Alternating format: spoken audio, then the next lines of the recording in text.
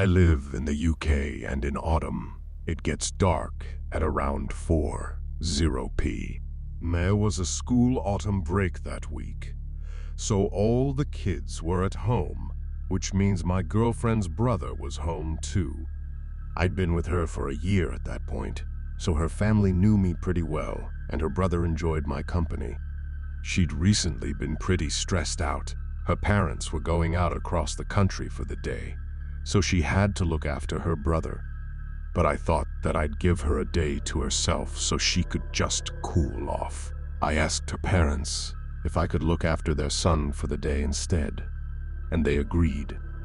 So I came around at 8:00 a.m., and they let me in before they set off. My girlfriend's brother woke up about an hour later, and she followed shortly afterward. We went out for breakfast at a local cafe together and went back to her house when we were done. Once I dropped her off, I took her brother to the park. We got there at about 2:00 p.m., and the place was pretty packed. Eventually, the sun started going down, and the place was empty by 4:00 p.m. I texted my girlfriend and told her we'd be home in a bit, and she said okay. I'm going to be honest, I completely lost track of time, and her brother and I were having fun being the only two in the park. Her brother and I were standing on top of this tall climbing frame with a slide on it. It was almost pitch black at this point, so I was using my phone as a flashlight. A notification popped up on my screen, and it was my girlfriend asking where we were. I responded, "Oops, coming home now," and told her brother we had to go. He sighed and asked if we could go down the slide, and I said yes. Before I went down, I knew what the park looked like. There were streetlights all around, benches everywhere, some trees, and places for the kids to play. When I came out of the slide, there was something weird. A man had appeared out of nowhere and was standing beneath one of the streetlights. He had a trench coat on and a beanie hat. I immediately got my girlfriend's brother behind me and called out to the man with a friendly, "Hi there." I got no response. He started groaning. I noticed he was swaying back and forth in the light, and he had his mouth open, drooling with a blank look in his eyes. This man made me feel uneasy. I picked up her little brother and kept checking on this guy the entire time. There was an exit to my left that led to the path back home, so I left out that way and kept checking behind me every few seconds. The guy was still standing there. The path where the guy was standing merges with a big main path if you walk out through some bushes, and so does the one I walked through. I was walking down the path for about 2 minutes, periodically checking behind me, and thought I was in the clear. I wasn't. I was on a straight stretch of the path with lots of streetlights when I saw him again. He was standing beneath one, looking up at it, and he was playing with something in his hands. I looked closer and realized it was a knife. I kept walking and walking, checking behind me constantly. My girlfriend's little brother was so scared, he had his head tucked into my chest. I noticed that the guy seemed to be moving to new streetlights whenever I turned around. Initially, I thought it was my eyes playing tricks on me, but I started counting them and realized 2 streetlights behind him had turned into 5. I could faintly hear the groaning noise, and he was occasionally moaning as well. I picked up the pace a bit and turned a corner, getting into the last stretch of the street before I got to my girlfriend's house. That was when I heard him behind the row of bushes. That moaning noise sounded angry, and I heard his heavy footsteps bounding down the path the man was running. I immediately broke into a sprint and didn't stop until I turned an alleyway at the front of the street and got behind my girlfriend's house. There's a big bush there, so I crouched down behind that and spammed her phone with messages to open the back gate. I hugged her brother close until she opened it for us and got us in quickly. It felt like years. I went to the front of the house and had it confirmed that I'd managed to shake him. He was now in the street, circling where I'd been outside of the alleyway just moments ago. He was still moaning. He had that knife in his hand. He started kicking people's bins over. I called the police immediately, but he was gone by the time they arrived, and as far as I know, they never found him. There was a similar incident near the area a few months ago I saw in a local Facebook group, but I don't think anything came of that either. Her parents thanked me for keeping their son safe and didn't hold any ill will against me for the situation. He went back to normal pretty much the day afterward, but he still has nightmares about the event. When my country isn't in lockdown, I'm still allowed to look after him with my girlfriend, funnily enough. But we haven't been to that park ever since, and I still check over my shoulder and break into a cold sweat every time I'm alone in the street. A few years back, when I was in the 10th grade, I had stayed after school to get a little extra work done. It must have been a Thursday, sometime in the late autumn months. We no longer lived in my hometown, having moved to a peaceful, forested community at the end of my 8th grade year. The activity bus that ran late 2 days every week would reach the gates of my community at about 15 minutes to 6:00 p.m. It dropped you off at the gates, and you would have to walk the rest of the way home or have someone pick you up at the gates. I had no one who could pick me up at the time, considering that the only car we owned was with the only driver in the family, and he wasn't due back home until sometime after 8:00 p.m. I had already decided the previous year when I first started staying after school that it would just be quicker to walk home than to wait for my dad to come pick me up. This proved to be true, as it only took about 45 minutes, 30 if I didn't stop to watch the river, and 25 if I booked it back to my place with everything I had. Let me take this time to tell you a little something about the layout for the trip home. The walk home took me up a gently sloping hill that leveled out somewhat as it met the creek that twisted and turned its way below the road, then up a steep hill that ended by going down slightly, only to go up another smaller hill that leveled off for a good many feet before turning and continuing with another hill. All of this sat on the hill that is the community itself.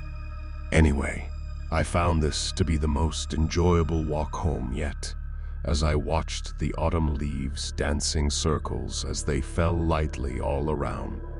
I took in all the smells that autumn brought to the community each year.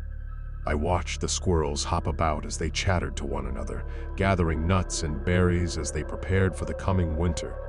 I looked on in awe as whole families of deer roamed in search of food amongst the trees and laughed at the antics of the colorful little birds as they darted to and fro, calling to one another as they searched for the last retreating bugs.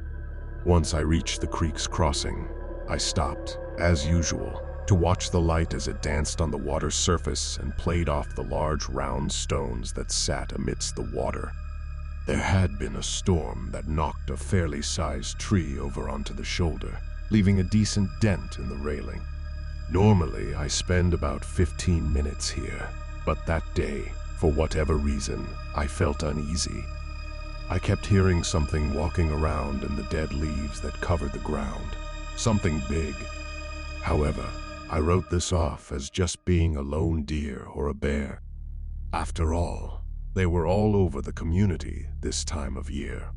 However, I just couldn't shake that uneasy feeling, so I continued up the hill without stopping. I feel that I should mention that I was blind to anything that wasn't close enough for me to touch, because my glasses had broken some time before, and I hadn't yet had the chance to get new ones. So, as I'm walking up to the monster, I begin to become worried as I realize the sound of the leaves rustling as if someone or something among them hadn't stopped. It had gotten closer. Whoever, or whatever it was, had quickly caught up with me and began to maintain the distance. I know this because if I stopped walking, it would stop walking, and if I started walking again, it would wait a step before beginning to walk. I moved to the center of the road from my position at the far right of the road, fearing that if there was someone on that side and they turned out to be a creeper, they might try to grab me if I walked too close to the side. I feel that I should take the time to state a few facts about this road and the community in which I live. First of all, this road at this time of day sees few cars. Second, my mom, about a month before, found a list of predators and ex-cons that lived in our community, most of whom lived relatively close to our home. Now, with this in mind, you can understand why I would be concerned. I decided to try one last time as I neared the top of the monster to put my mind at ease by stopping and looking around. Maybe I would see that it was just a deer after all. Not a smart idea, however, as their walking continued without so much as slowing down. By this point, I realized that they had to have been walking to the left of the road, which meant they were walking above me because the land to the left of the road sat atop a ledge some 15 feet up. It was at this moment that I realized they planned to meet me as I came to the top of the monster, where the ledge gradually dropped to meet the road. Needless to say, I started booking it to the top of the hill, thinking that if I could get to the house that sat about 40 feet away, I might be okay. I noticed then that as I began to run, they began to run, and they didn't stop. Not even when I stopped for a family that I knew very well as they pulled up alongside me in their car. The mom asked me if I needed a ride, saying that I looked exhausted, and I graciously accepted her offer, climbing into the back seat with her 3 daughters, 2 of whom waited for the bus at our stop with us every day. I'm certain now that whatever was following me was human, but I think I'll avoid walking that hill alone from now on. My story took place last November in a large city in the southern USA. Needless to say, it's now the reason I have a concealed carry permit. I was leaving my office alone last November, very late at night. I work with a very exclusive clientele, including many celebrities and high-level executives, so late nights often are common. There's a gas station across from my office and an international airport close by, so this is a well-lit, busy area with a fire department next door. I pulled into the gas station to get some gas as I live about 45 minutes from my office. After leaving the gas station, I get to the red light and turn onto the busy bypass around the city, and there's an Infiniti G35 following behind me. No worries, it's a busy intersection, and the car was at the gas station with me, so I brushed it off. I kept driving, and I started noticing every time I switched lanes, and so did the driver of the Infiniti. I was getting a little unnerved, but I thought maybe he was using me as a speed shield, as the cops are heavy on that particular road. So, I slow down and move to the right lane. He follows. He's staying behind me and riding my bumper. Okay, weird. I got off at the next exit, not mine, but I really couldn't shake the feeling he was following me. I pull into a gas station, and sure enough, he pulls into the spot next to me. At that point, I slam my car in reverse and nope the hell back on the bypass. I look in my rearview mirror, and he's hot on my heels. I get off at the next exit and make a series of random turns, taking back roads to the interstate, and sure enough, he's still following me. By this point, I'm on the phone with my boyfriend, scared out of my mind. It's late, it's dark, I'm alone, and there's some guy following me through the city in a sketchy part of town. I hang up with my boyfriend and call 911. But I'm now on the interstate, so Metro PD has to transfer to Highway Patrol. By this time, I think I've lost him because he saw me on my phone and went around. I get to the next exit, and there is his Infiniti on the shoulder of the road. He spots my car and swoops in behind me again. Fortunately, I've spoken to Highway Patrol, and an officer is waiting for 3 exits up at a gas station for me. I haul ass to that gas station because it's the only option I have. I exit the interstate and pull into the gas station with the Infinity hot on my heels until he sees the cop car. He cuts out of the gas station and hops back on the interstate, the opposite way we were going, back towards the city instead of out of it. A truck driver pulls in right after that, and I can't thank him enough. He noticed the guy jump in behind me and heard the call to highway patrol over the scanner, so he stayed behind him to make sure I was safe. Turns out he was a former military police officer and got a full plate number and gave it to the officer. They arrested the guy the next day. Turns out he was a predator, following women home from work and assaulting them in their homes. The girl he assaulted the night before my encounter was in critical condition from the beating she sustained. So, to the truck driver that was concerned, thank you. I hope we meet again so I can properly thank you for helping me. And to the highway patrol officer, thank you as well. I'm glad we've met again, and I was able to buy you dinner. To the creepy predator in the Infinity, I now have a 40 locked and loaded at all times on me, so we shouldn't meet again.